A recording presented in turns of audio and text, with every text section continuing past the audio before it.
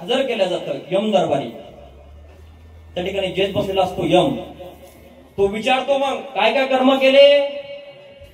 जर एखाद्या वेळेस यम म्हटला तू असं असं केलं मार द्यायला लागला आणि जीव म्हटला मी नाही केलं, यम म्हणतो चित्रगुप्ता लाव रे तो व्हिडिओ.